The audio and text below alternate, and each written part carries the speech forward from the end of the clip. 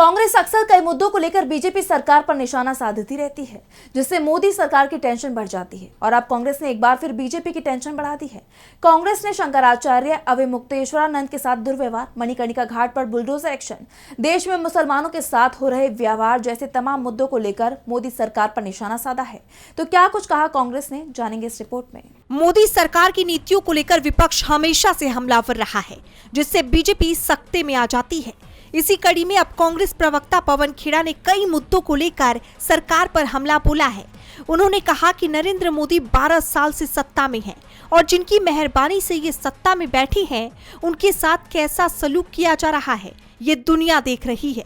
सत्ता में आने से पहले नरेंद्र मोदी ने कहा था, मैं हिंदुओं का मसीहा हूँ और अब्दुल का इलाज करवाऊंगा। ये कहकर इन्होंने 12 साल तक राज किया।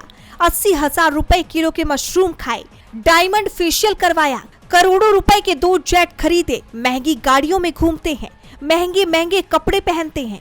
इनकी सियासत में मुसलमानों का क्या स्थान है, वो भी हम सभी जानते हैं।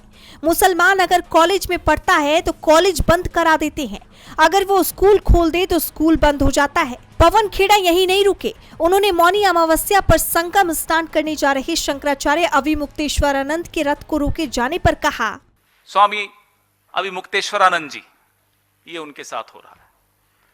क्या अपराध है उनका कि वो आपकी निंदा करते हैं, आपकी जय जयकार नहीं करते, मना कर देते हैं जय जयकार करने से। आप आधे अधूरे मंदिर की जब प्राण प्रतिष्ठा करते हैं तो वो आपत्ति जताते हैं। महाकुंभ में जो कुव्यवस्था थी, इतने लोगों ने जान गंवाई, उस पर वो आपकी निंदा करते हैं। कोविड के दौरान मां गंगा की आंचल में जो लाशें तैर रही थी, उसके बारे में वो बात करते हैं। क्या उनका अपराध क्या था, ये बताइए। जिस धर्म का इस्तेमाल करके, दुरुपयोग करके आप सत्ता में आते हैं, उस धर्म के शीर्ष जो हमारे संत हैं, उनके साथ आप ये करते हैं। बनारस के मणिकर्णिका घाट पर बुलडोजर एक्शन को लेकर पवन खेड़ा बीजेपी पर जमकर बरसे। उन्होंने कहा, देवी अहिल्याबाई होलकर जी का कैसे मूर्ति को तोड़ा गया और मुख्यमंत्री आकर एफआईआर करा रहे हैं उन लोगों पर जो उस बात का खुलासा करते हैं। कहते हैं साहब ये एआई है। माफ कीजिएगा, ये एआई नहीं है, ये बेहयाई है। ये एआई नहीं है। ये क्या एआई है? ये आपके सामने जो आपने देखा, क्या एआई है?